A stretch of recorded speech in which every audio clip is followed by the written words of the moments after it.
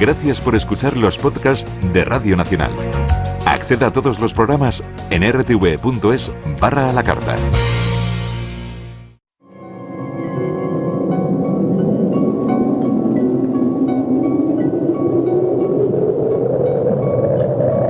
Solo cuando el túnel está en la más absoluta oscuridad es cuando puede volver otra vez la luz.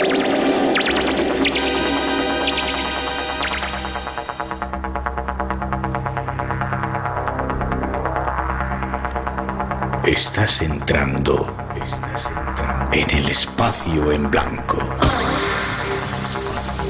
Una puerta a nuevas dimensiones de la existencia. Una nueva perspectiva sobre la realidad. Espacio en blanco.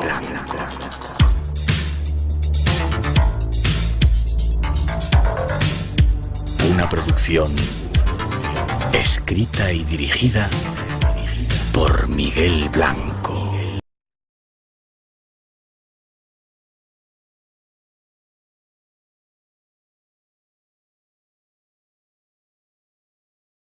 Hola, buenas madrugadas, llegamos, una nueva cita con el misterio. Está ya lista, 2 horas tenemos por delante hasta las 4, las 3 en las Islas Canarias para disfrutar de la radio. Y lo haremos aquí en tu casa, en la casa de la radio. Y es un placer que estés con nosotros.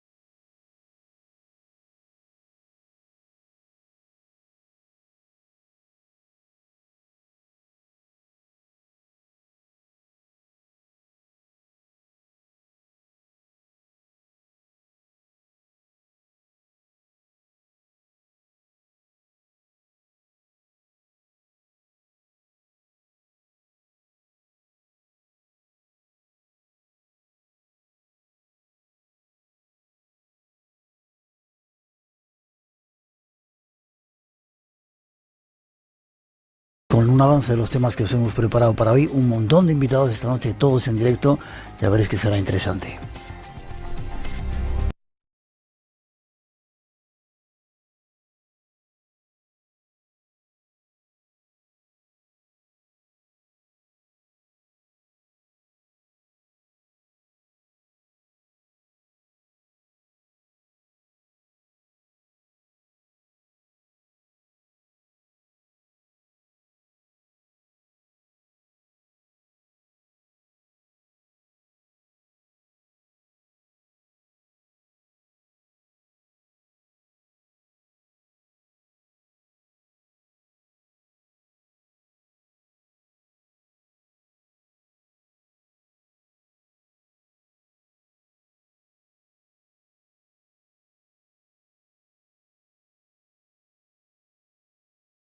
Descubrir enigmas de la prehistoria.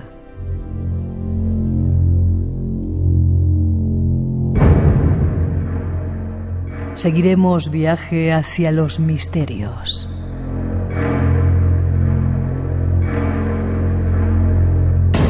Enigmas como el hombre lobo en España o el de una misteriosa cripta en Cartagena. O la de Azrael, el ángel de la muerte.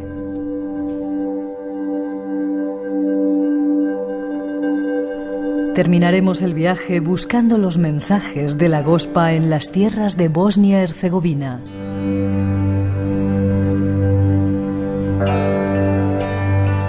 Estos son nuestros destinos esta noche. El viaje comienza. Entra con nosotros y déjate guiar hacia el mundo del misterio.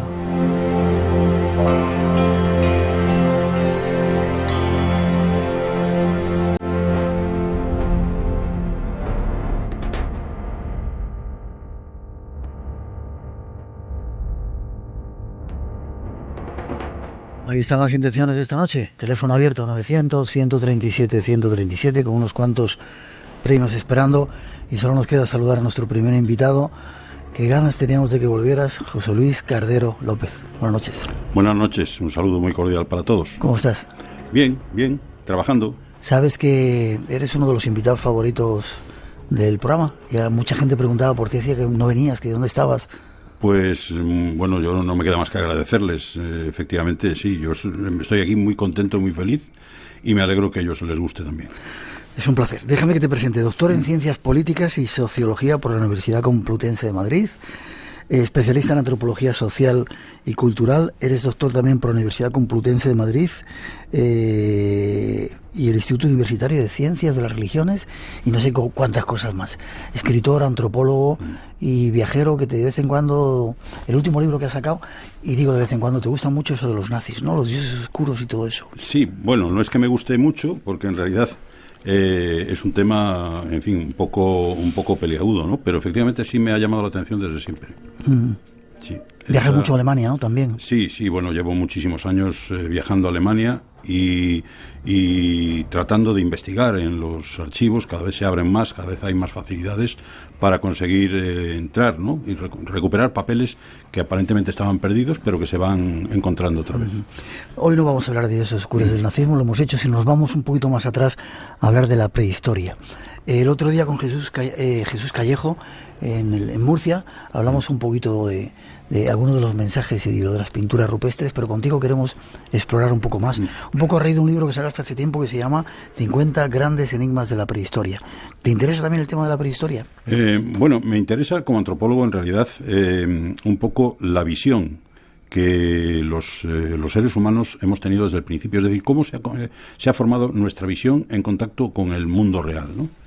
Entonces eso evidentemente yo huyo un poco de los términos científicos clasificatorios como prehistoria, paleolítico, neolítico. Entiendo que son necesarios evidentemente para tener un cierto orden en el conocimiento, en la distribución de los conocimientos, pero a mí me interesa mucho más el ir al fondo del cerebro de las personas, de aquellos seres que al fin son nuestros antepasados y que andaban pues por los sitios, caminaban por los sitios que andamos nosotros hoy hace 20, 30 o 40.000 años. En España tenemos muchos restos de ese caminar de esos seres, ¿verdad?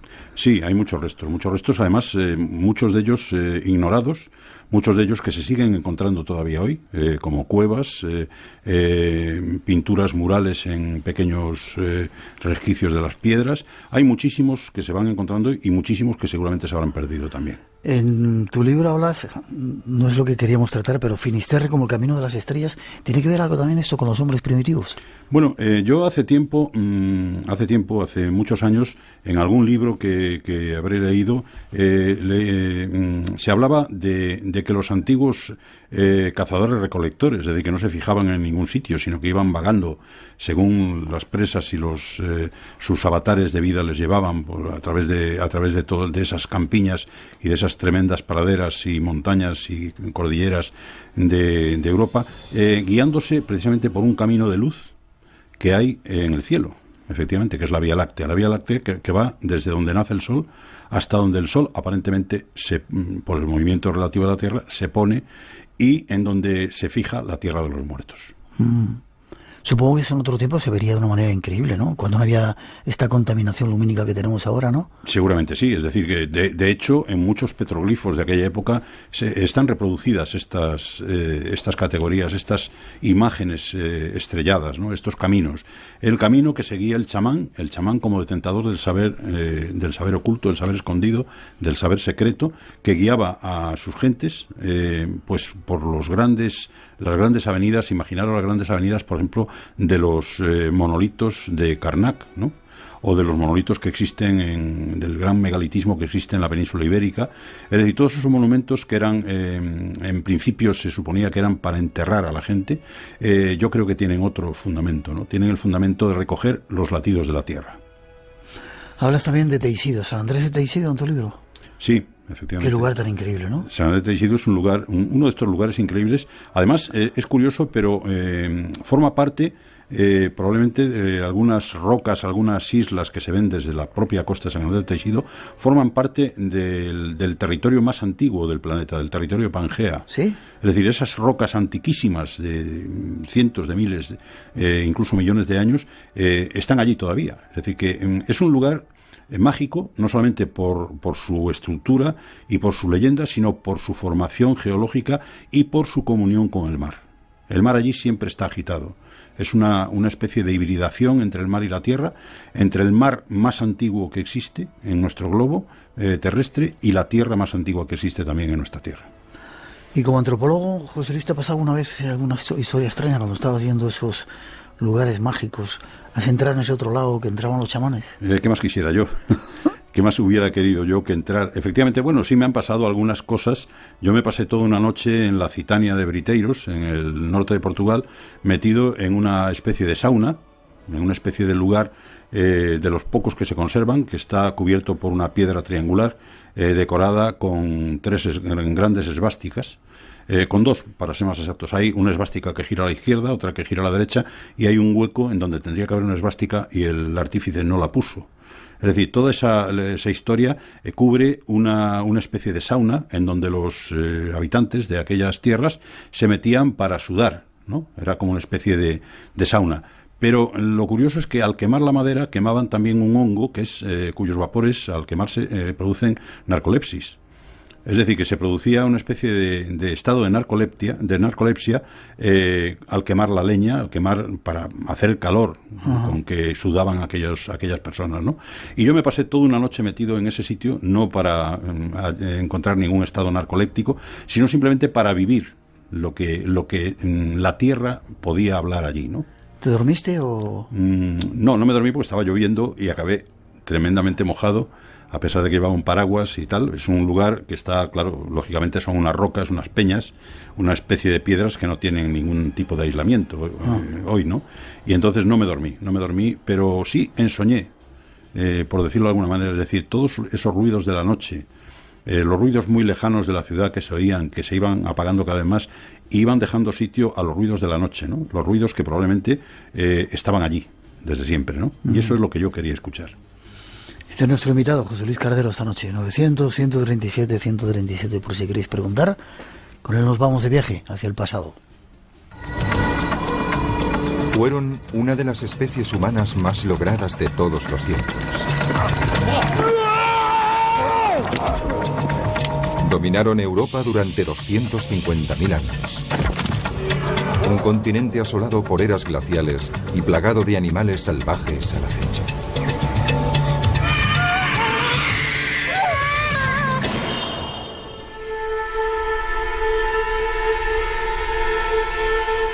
Nuestro primer viaje esta noche nos llevará a conocer algunos enigmas de la prehistoria.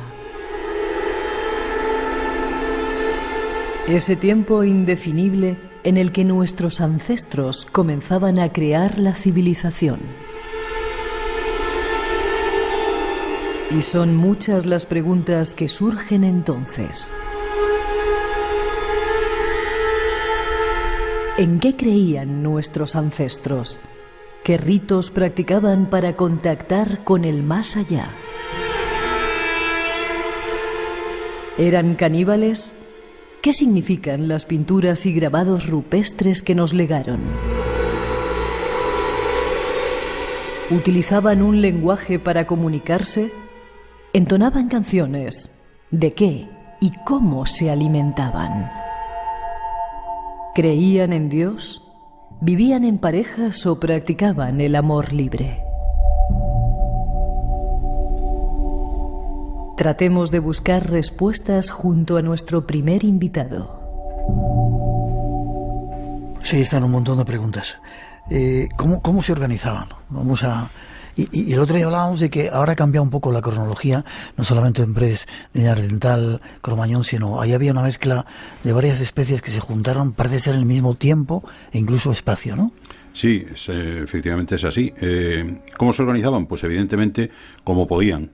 un poco en contacto con la naturaleza, que en aquellos momentos precisamente no era precisamente una naturaleza acogedora, sino que estaba llena de peligros, llena de problemas, llena de temperaturas cambiantes de una manera muy brusca. Es decir, que ellos tenían que hacer frente a toda una serie de problemas graves. Sin embargo, yo estoy convencido que les hacían frente a esos problemas, primero, con una organización humana que ya desde el principio, probablemente de los primeros seres humanos, con independencia de que se fueran neandertales o cromañones o de cualquier otro tipo, los humanos siempre tienen una tendencia de agruparse, constituir grupos y establecer fronteras.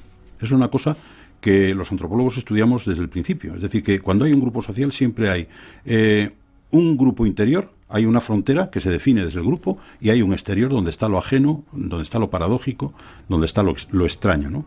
Yo creo que ellos un poco seguían este patrón. Hay una cosa muy importante. Se dieron muy pronto cuenta de una cosa fundamental, que es la separación de la vida y la muerte. Yo me imagino que ellos tenían ya la experiencia de la muerte desde hacía mucho tiempo, pero la experiencia de la muerte vista desde un punto de vista intelectual, desde un punto de vista... su cerebro funcionaba de una manera muy parecida al nuestro.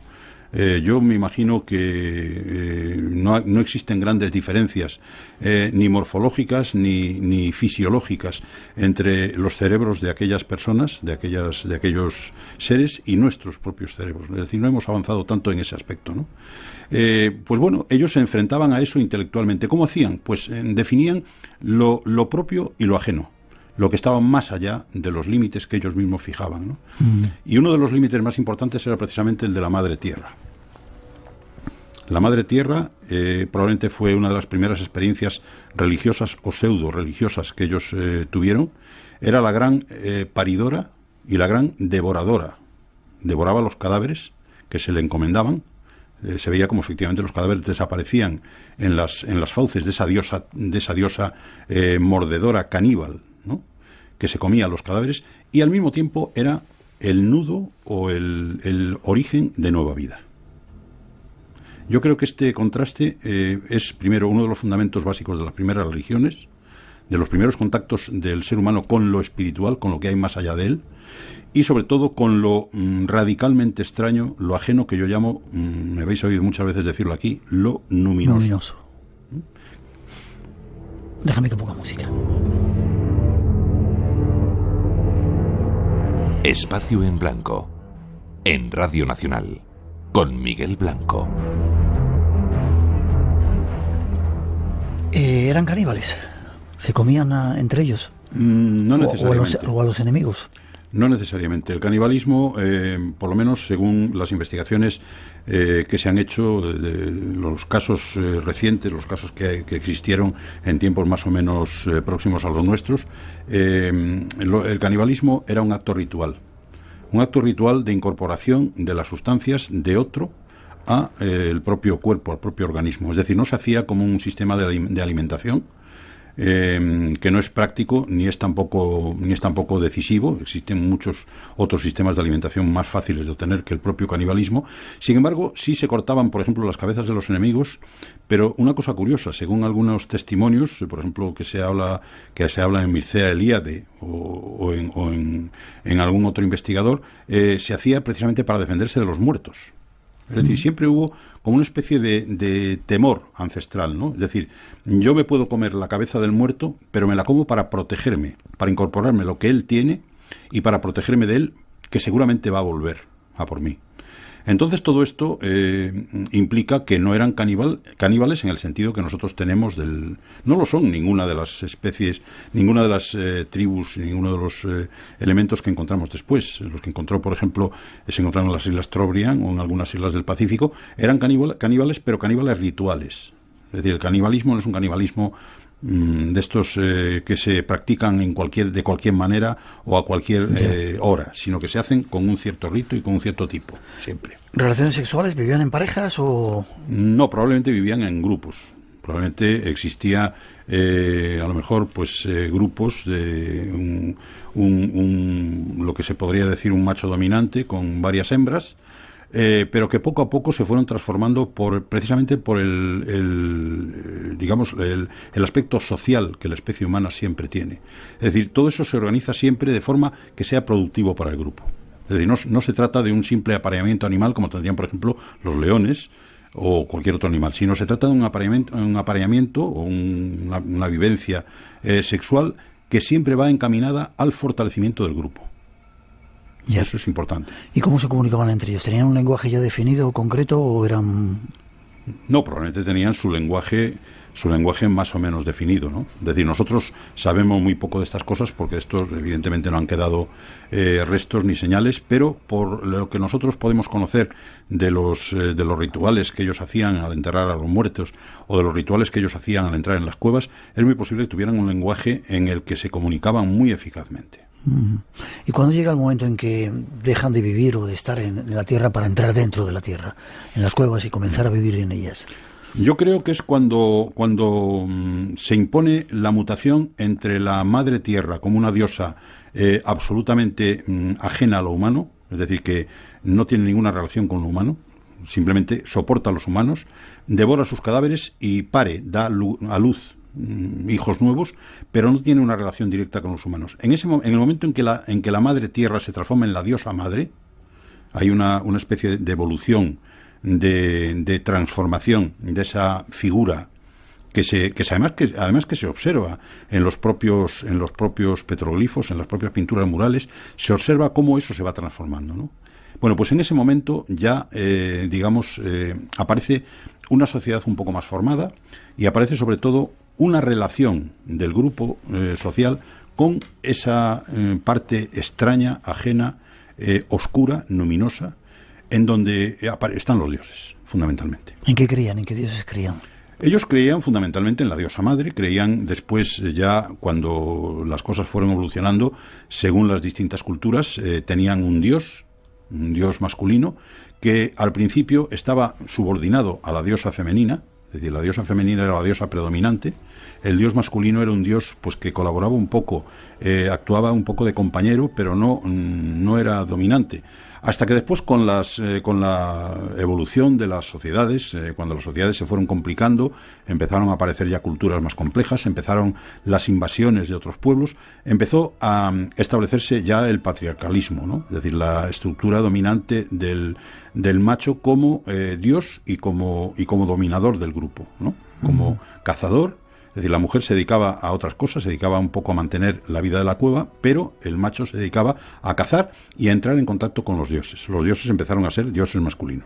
¿Y la cueva era no solamente refugio, sino también un lugar sagrado? La cueva siempre fue un lugar sagrado, era el refugio del chamán. Los chamanes tenían, una de sus misiones era conservar el conocimiento secreto, que no sabemos de dónde viene. No se sabe exactamente de dónde cómo conocían ellos tan bien ciertas cosas, ¿no? Pero el chamán lo detentaba, lo guardaba y se lo transmitía a sus discípulos. Entonces, para eso tenía que entrar en las partes secretas de la cueva, sellarlas con pintura sagrada que él llevaba en sus manos. La pintura sagrada era una pintura hecha con sangre, con ciertos vegetales, ciertos líquidos, ciertos tintes, y bendecida, por decirlo de alguna manera, por el chamán. El chamán, según iba entrando en la cueva, entraba por los sitios más anfractuosos, más difíciles de la cueva, y allí entraba en contacto con la diosa madre. Pero para ello sellaba todos los espacios de abertura y con sus discípulos entonaba los cánticos para llamar a las criaturas que había al otro lado del muro, es decir, al otro lado del mundo. Era otro mundo distinto que él se encargaba de controlar. De ahí tantas huellas de manos que existen, probablemente tengan esa finalidad, ¿no? Seguiremos hablando del tema de las manos. Te lo he preguntado en alguna otra ocasión. ¿Esos seres tuvieron contacto con esos dioses primigenios? ¿Quién les enseñó el fuego? ¿De dónde surgieron a esos conocimientos que tú dices que tuvieron contacto con dioses? Yo estoy convencido que sí, que efectivamente tuvieron contacto con lo que se llama dioses extraterrestres o dioses extraños, dioses extranjeros, que en algún momento efectivamente tuvieron contacto con ellos y les enseñaron cosas. Bueno, tenemos la leyenda de Prometeo, ¿no? La famosa leyenda de Prometeo, que es una leyenda griega, evidentemente la cultura griega, pero es una leyenda que tiene antecedentes mucho más antiguos. Prometeo era un titán que robó el fuego a los dioses para dárselo a los hombres. No solamente robó el fuego, sino que robó parte del conocimiento que tenían los dioses para dárselo a los hombres. Los dioses no querían que los seres humanos tuviesen ciertos conocimientos, querían mantenerlos apartados de ciertos conocimientos. Sin embargo, siempre hubo una lucha, tanto por parte de los humanos como por parte de algunos dioses o de algunos seres míticos aliados con los dioses, para que ese conocimiento fuese también patrimonio de la humanidad. ¿Dioses extraterrestres? Yo estoy convencido de que sí, de que efectivamente en algún momento de la historia humana hubo contactos. De hecho, vamos, no es que yo esté convencido, es que no hay más que mirar ciertos petroglifos para ver.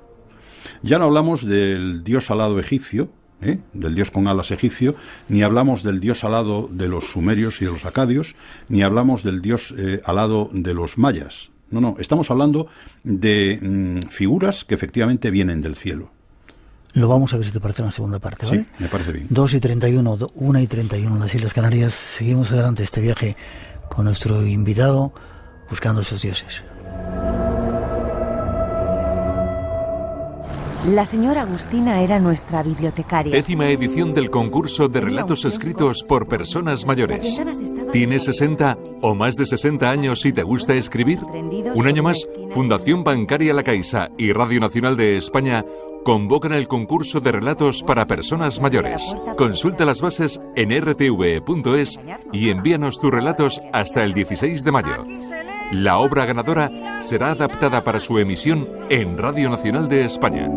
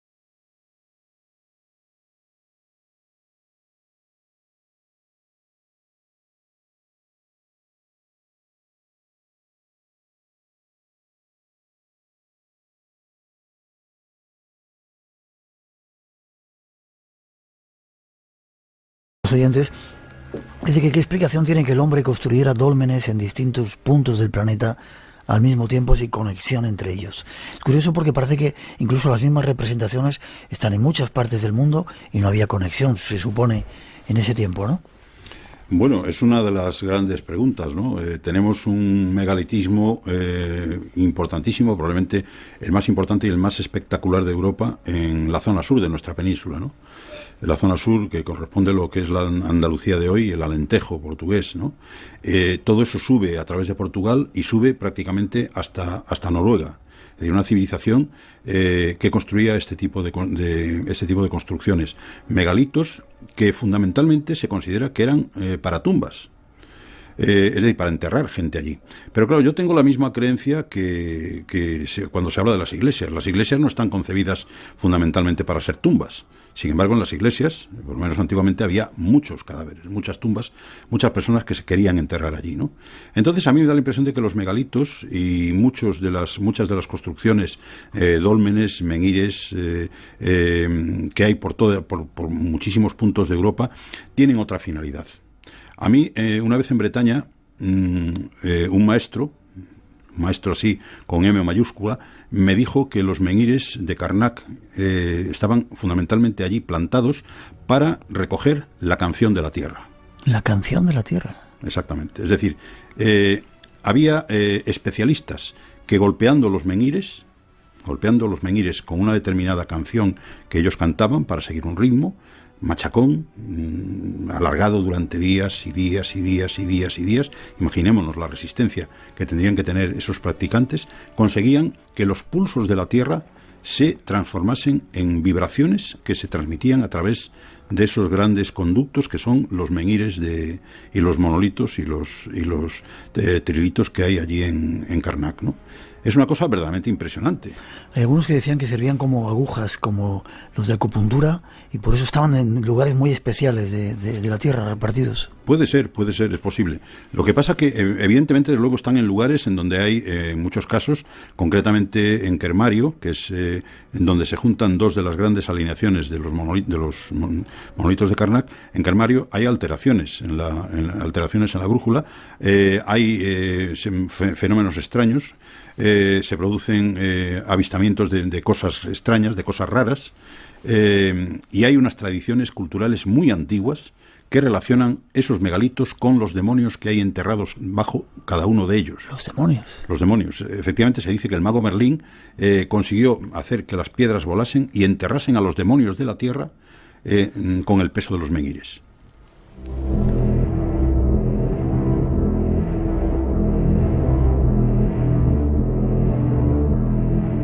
Cada día me sorprendes más con lo que cuentas. Vamos a las pinturas y a los dibujos. ¿Qué representaban? Tú decías que quizás esos dioses del más allá, esos dioses extraterrestres. Bueno, y eso lo dice alguien como tú. Sí. Bueno, sí, yo lo asumo además cada vez más, después de verlos, de contemplar que en todas las culturas aparecen estos seres del espacio, llamémoslo así, ¿no? Seres que vienen de arriba y que infunden la cultura, infunden sus dones hacia abajo. Lo he visto hasta en un petroglifo gallego de hace poco, ¿no? Sí. Un chamán, una figura humana llena de puntitos, llena de coviñas, de pequeños puntitos que iban saliendo de su cuerpo, ¿no? Es decir, esta idea de que hay algo interior en un personaje que sale hacia afuera y que se propaga hacia afuera es una idea antiquísima. Una idea que nosotros podemos recoger en las civilizaciones más antiguas. Entonces, cuando nosotros vemos en una cueva, por ejemplo, como Le Trois Frères en Francia, o Lascaux, o simplemente Altamira, o Tito Bustillo, es decir, en cualquiera de estas cuevas vemos estas imágenes, tenemos que fijarnos en una cosa importante, que es que estas imágenes están pintadas y repintadas una y otra vez. ¿Sí? En algunos casos. Es decir, que no se trata simplemente de una exposición, de que unos señores llegaran allí, evidentemente dibujan muy bien, es decir, no tienen nada, no tenemos nada que no tienen nada que envidiarnos a nosotros en cuanto a maestría, ¿no? El otro día Jesús Callejo decía que posiblemente fueran mujeres las que pintaban ese tipo de figuras. Puede ser, pero lo cierto es que André Leroy-Gourhan, que es un investigador francés, descubrió que los bisontes, los caballos y otros animales y los signos están planteados en Lascaux, por ejemplo, de una manera especial. Es decir, están los caballos orientados de una manera, los bisontes orientados de otra, los signos puestos de una manera concreta. Es decir, que evidentemente eso es un lenguaje que, claro, que no cualquiera podía comprender, sino simplemente el chamán, es decir, el hombre medicina, el maestro que llevaban aquellos grupos, que se encargaba precisamente de liberar a los animales espíritu que habitaban en las rocas, que habitaban dentro de la tierra, para favorecer no solamente la caza, sino para favorecer el contacto de su tribu, de su grupo, con el más allá, o con el otro mundo, con el mundo que estaba al otro lado de esa roca. Has hablado de chamán. ¿Cómo se elegía el chamán? ¿Cómo surgía? ¿Cómo se iniciaba? ¿Cómo pasaba o transmitía su conocimiento al resto de la tribu cuando él iba a desaparecer? Bueno, el chamán se elegía con dolor. ¿Con dolor? Con dolor y con resistencia. Es decir, había muchos que estaban llamados, ellos sentían que estaban llamados a ser chamanes y no querían ser chamanes. Como consecuencia de esto lo hemos visto en tribus por ejemplo, de indios del Pacífico norteamericano, que nos lo cuenta, o en Mesoamérica, en América del Sur. Algunos chamanes no querían ser chamanes y se ponían enfermos. Hasta que no aceptaban su papel como chamanes, no se ponían bien. Incluso podían llegar a morir. Es decir, que el chamán no es una cosa que uno eligiera o que fuera nombrado por alguien, sino que era impuesto por unas fuerzas extraordinarias, extrañas, que actuaban y que lo elegían. Entonces, ¿cómo elegía él a sus discípulos? Pues a base de años de práctica. Elegía 2 o 3 discípulos en los que él veía esa facilidad para poder heredar algún día sus conocimientos, y a esos discípulos les iba dando sus conocimientos, les iba dando su saber. Esos discípulos lo iban aceptando, a veces lo aceptaban, otras veces no lo aceptaban, pero poco a poco iban consiguiendo el integrarse en ese cuerpo de conocimiento, que no se repartía, es decir, era un conocimiento aislado, un conocimiento mantenido. ¿De dónde venía ese conocimiento? No lo sabemos. Pero ni siquiera una idea de dónde podía venir. Nos podemos imaginar que viene de... ellos decían que venían de la naturaleza, que venía de la madre tierra, que venía del más allá, que venía del otro mundo, que venía de los dioses. Es decir, ¿qué podemos nosotros sacar de todo esto? Pues quizás que unos seres extraordinarios, llegados a la tierra, sabe Dios hace cuántos miles de años, dieron parte de su conocimiento a esta gente, ¿no? Y esta gente lo conservó, es decir, conocimientos como qué hacer con los animales, cómo cazarlos, cómo sobrevivir al frío, cómo dominar las fuerzas de la naturaleza. Es decir, todo este tipo de cosas, los chamanes son capaces de hacer llover. Los chamanes son capaces de rescatar almas del otro mundo. Mircea Eliade dice que los chamanes son los especialistas en el viaje al más allá. Es decir, todos estos conocimientos evidentemente no son conocimientos de pacotilla, ni conocimientos de gente. Hubo mucho tiempo que los chamanes se consideraban como seres mentalmente deficientes o enfermos, y no, es todo lo contrario. Es decir, no son sacerdotes, porque no son sacerdotes propiamente dichos, son especialistas en el viaje y en las relaciones con el más allá. Y hoy lo vemos, por ejemplo, en la religión Bon, de la esvástica, en el Tíbet, que es una religión chamánica, vemos cómo efectivamente estos chamanes se relacionaban con esas fuerzas extraterrestres de los dioses que están controlados por el Dalai Lama en el gran palacio que tiene en Tíbet, ¿no? Es decir, que esas fuerzas enormes que no se pueden controlar fácilmente, los chamanes sabían controlarlas.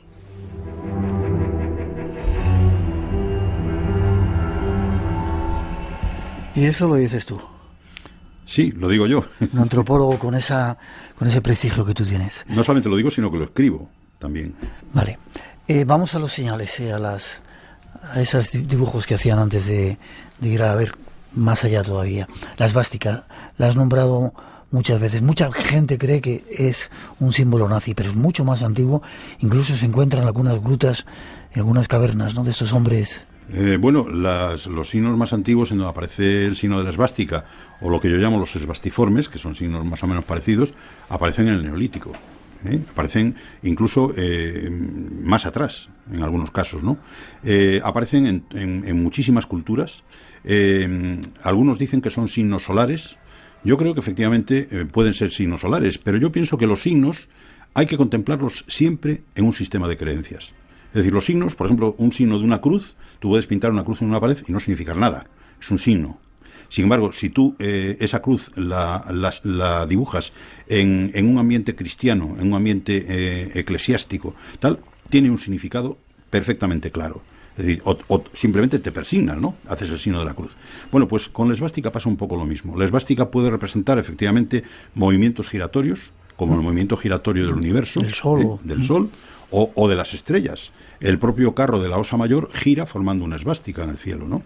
Bueno, pues pueden efectivamente formar signos solares, formar signos de turbillón, signos de por ejemplo, de vendavales, de cosas que giran alrededor con unos vientos muy fuertes. Todo eso efectivamente se puede simbolizar mediante la esvástica. Sin embargo, yo de la experiencia y de lo que he podido observar, creo que la esvástica es un signo que nos avisa fundamentalmente de que está muy próximo un cambio de conciencia. Sí. De que hay muy próximo una frontera entre dos mundos, sea el mundo de la vida y el mundo de la muerte, o sea un cambio de conciencia o un cambio de dimensión. Es decir, hay esvásticas que aparecen, por ejemplo, en los grandes mosaicos romanos, aparecen en los suelos, indicando un paso. Por ejemplo, hacia una piscina lustral, en donde se hacían una serie de invocaciones y donde se imponían una serie de secretos. Hay esvásticas, por ejemplo, en el Partenón. ¿Sí? En el Partenón están descubriendo esvásticas. En el famoso templo de Atena están descubriendo esvásticas. Hay esvásticas en los lugares sagrados, que te están indicando el tránsito del lugar profano hacia el lugar sagrado, o de la vida hacia la muerte. En la propia Citania de Briterios, que yo te comenté anteriormente, existen tres círculos, uno con una esvástica girando a la izquierda, otro con una esvástica girando a la derecha y otro vacío. Por dentro de la piedra, los que estaban allí dentro dibujaron esvásticas. Es decir, que no cabe duda que ese es un signo que está muy relacionado con los cambios de conciencia. Y es un signo antiquísimo. En Schliemann lo encontró en Hisarlik por centenares. Y le impresionaron tanto que en su propia casa de Atenas, en lo que hoy es el Museo Numismático de Atenas, Ilion Melatron se llamaba, el Palacio de Ilion, hay esvásticas por todas partes, en las rejas, en los suelos, en los techos, en los zócalos, en todas partes, incluso aproximándose al famoso retrato de Atena, que él tenía como una especie de símbolo muy querido para él, existen esvásticas. En la India se encuentran multitud de lugares. Por supuesto. Sí.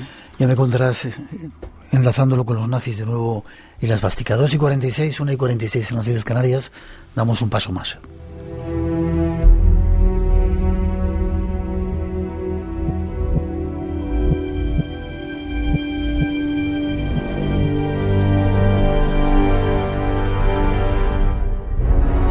En todas las culturas pasadas y presentes existen gran variedad de actos religiosos dedicados al mundo de las tinieblas.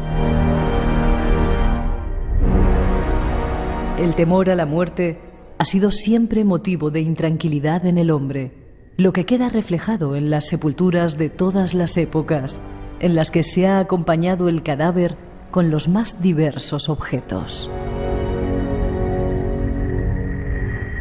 Un ejemplo curioso es la costumbre extendida entre los esquimales de enterrar junto al niño muerto una cabeza de perro para que lo guíe y acompañe hacia las tierras de las almas. Existen otro tipo de rituales, por ejemplo el del culto al cráneo. Los rituales dedicados al culto del cráneo fueron abundantes en el hombre de la prehistoria. La conservación de las cabezas separadas del resto del cuerpo aún se sigue practicando en muchos pueblos actuales para conseguir que los espíritus de los antepasados no abandonen a sus descendientes y les inspiren y protejan de las fuerzas desconocidas o del mal. Son algunas de las creencias sobre el más allá. Hay más. Nuestro invitado nos cuenta. Enseguida, José Luis, se dieron cuenta de eso, el paso o la diferencia entre la vida y la muerte, y comenzaron a tener creencias en el más allá, ¿no? Yo no había oído esta de las cabezas, qué curioso, ¿no? Es una cosa muy curiosa, efectivamente, porque, bueno, pero se explica, todo esto tiene su explicación en el momento que vas descubriendo fenómenos culturales, por ejemplo, como los de las sociedades secretas masculinas, que existían, pues, hace 8.000 o 9.000 años, ¿no? O 5.000 años. Entonces, ¿qué eran estas sociedades secretas? Estas sociedades secretas eran sociedades de hombres jóvenes que para entrar en ellas tenían que superar unas pruebas iniciáticas. Una de las pruebas iniciáticas básicas y fundamentales que tenían que superar era el comportarse como muertos que atacaban a los vivos. ¿Comportarse? Explícame eso. Bueno, es decir, ellos tenían que comportarse como muertos, es decir, como muertos regresados del más allá, atacando a los vivos como tales muertos. Es decir, ellos no eran vivos, sino que eran muertos, representando a los muertos, atacando a los vivos. Entonces, ¿los vivos qué hacían? Pues los vivos, una de las cosas que hacían era que en sus empalizadas, en las pequeñas empalizadas que iban formando y que iban separando a los pueblos que estaban cercanos al gran bosque primordial donde estaban estas sociedades secretas, ponían las cabezas cortadas de los enemigos precisamente para protegerse de los muertos. Es decir, una de las primeras funciones de los cráneos cortados fue precisamente esta, la de invocar a los muertos para que no se acercaran al mundo de los vivos. En Roquepertuis, en el sur de Francia, existe un arco de un poblado celta que está lleno de agujeros dentro de los cuales existen cráneos.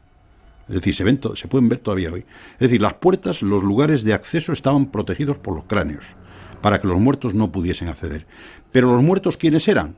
Pues los muertos, por lo menos en principio, eran los miembros de estas sociedades secretas, que se llamaban Mannerbunde, o sociedades masculinas, para poder llegar a cumplir esa iniciación que se les imponía para formar parte de la sociedad secreta. En Kenia estaban los Mau Mau, que tenían un comportamiento muy semejante, aunque eran muy posteriores, ¿no? Bueno, pues aquí lo tenemos, es decir, este tipo de explicaciones de los muertos que vuelven, muchas veces a lo mejor estaban basados en estos no muertos, sino iniciandos, por decirlo de alguna forma, que estaban buscando la manera de pertenecer a la sociedad secreta, que no siempre triunfaban. Es decir, había momentos en que eran matados o asesinados por los vivos, es decir, que acababan con ellos, ¿no? Pero los que conseguían superar esa prueba, que era una prueba dificilísima, pasaban a formar parte de la Mannerbunde, de la sociedad secreta masculina, que era la sociedad de los muertos. Preguntan que tu opinión acerca de las calaveras de cristal. Hablando de cráneos y calaveras. Bueno, las calaveras de cristal en realidad es una cosa evidentemente muy interesante. Es un cráneo, son cráneos, como todo el mundo sabe, que están tallados en cristal de roca. Es muy difícil tallarlos. Mecánicamente eso es muy difícil de hacer y es un gran misterio. Es decir, algunas tribus de América Latina que tenían un poco estas ceremonias en relación con los cráneos de cristal, decían que a través de ellos hablaban los dioses. Hablaba la famosa serpiente emplumada, el famoso Quetzalcóatl, ¿no? Hablaba precisamente a través de estos cráneos. Entonces exigía sacrificios de sangre. Y por ejemplo, los mayas pues hacían grandes sacrificios de sangre, pero los hacían precisamente a través de las comunicaciones con estos objetos, ¿no? Que son objetos que se han discutido mucho. Unos dicen que son relativamente modernos.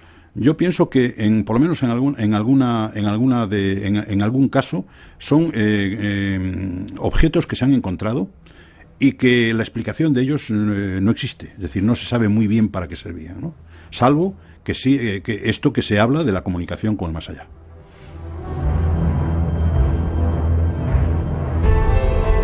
Esta noche, en Espacio en Blanco.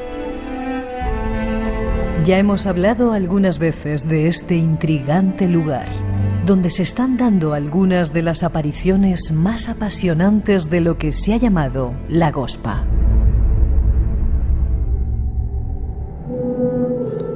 Eso y algunos otros misterios como libros extraños y otros enigmas nos esperan en la segunda hora.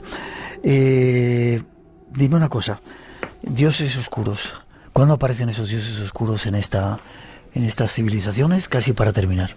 Bueno, los dioses oscuros en realidad son una manifestación directa de lo luminoso primordial.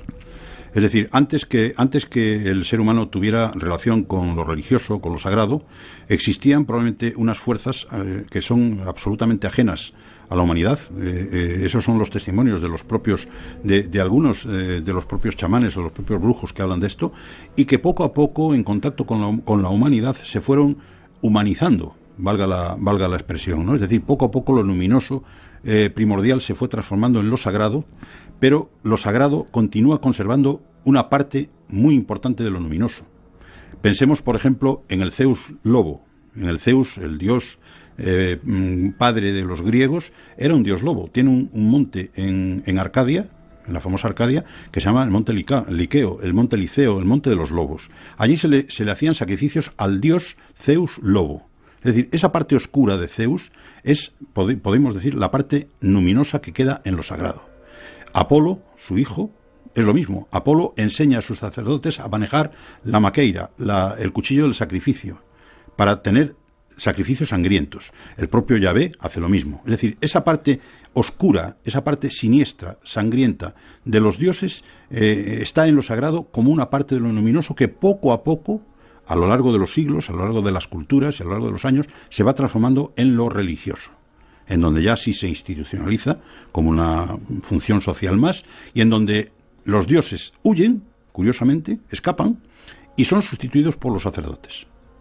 Entonces ya es un colegio que efectivamente tiene unas normas, tiene unas creencias que se propaga, es la casa del dios, pero el dios ya no participa. El dios creador se ha ido, se ha marchado, ha dejado a los sacerdotes que actúen en su nombre. Dos preguntas antes de terminar. ¿Qué hemos perdido nosotros como civilización de todo eso que tenían los anteriores, nuestros ancestros? Pues hemos perdido que sabemos muy poco.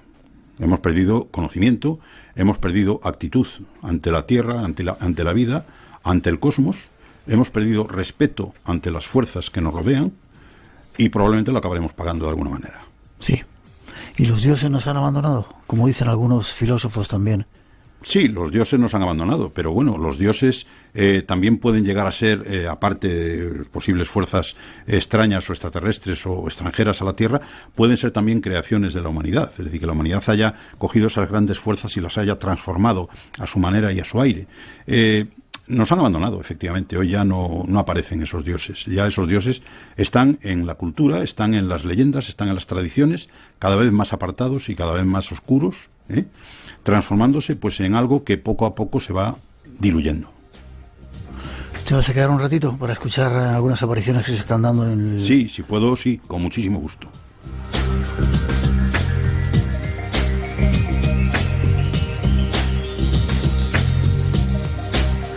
José Luis Cardero, nuestro primer invitado. ¿Forma de contacto contigo? Bueno, tenía una página web, ahora mismo en razón de mi trabajo no la puedo atender, a través de Facebook. A través de las redes sociales, Facebook o Twitter, pueden entrar los que quieran, los que deseen, en contacto conmigo. Vale. Autor de 50 grandes enigmas de la prehistoria, lo hemos hablado un poco hoy, dioses oscuros del nazismo. ¿Cuándo los nazis se aprovechan de la esvástica? Te lo quería preguntar, ¿y por qué la unen en 30 segundos antes de despedirnos? Bueno, la esvástica, sabes que es una cosa antigua de los movimientos Volkisch alemanes, que también eran movimientos que hablaban de la Gran Alemania y todas esas cosas, pero la escogió personalmente, al parecer, Hitler. Escogió la esvástica negra de 4 brazos, que es una esvástica especial, metida dentro de un círculo blanco y en una bandera roja, ¿no? Para unir el nacionalsocialismo, ¿no? Socialismo es representado por la bandera roja y el nacionalismo o nazismo representado por la esvástica, que al parecer eligió él mismo. Gracias por haber estado con nosotros. Muchas gracias y un saludo muy cordial para todos. Siempre aprendemos un montón y me sorprendes. Gracias. Gracias, muchas gracias.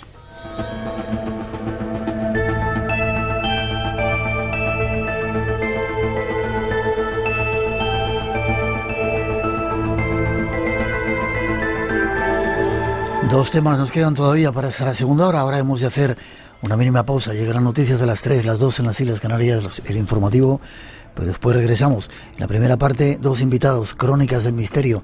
Nos van a hablar de algunos enigmas de nuestro país, extraños que andan por ahí y que nos van a dar una nueva perspectiva sobre los fenómenos. Y después nos vamos a Medjugorje. Allí todavía se está apareciendo, dicen, la Gospa, la Virgen María. Traemos a un experto para que nos cuente algunas noticias. 900-137-137 nuestro teléfono por si queréis participar o mandarnos alguna pregunta. Tenemos 5 libros, 5 regalos esta noche esperando.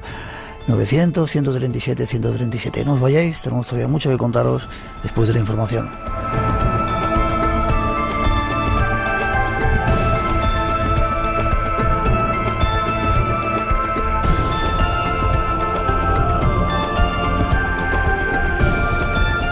Si te gusta el misterio, lo desconocido, tienes una cita con nosotros. De 2 a 4 de la madrugada, del sábado al domingo. Espacio en Blanco, con Miguel Blanco, en Radio Nacional.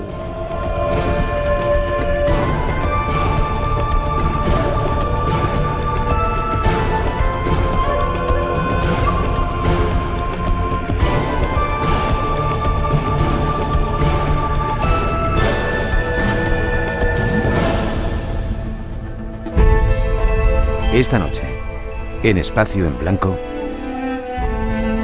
Ya hemos hablado algunas veces de este intrigante lugar, donde se están dando algunas de las apariciones más apasionantes de lo que se ha llamado la Gospa.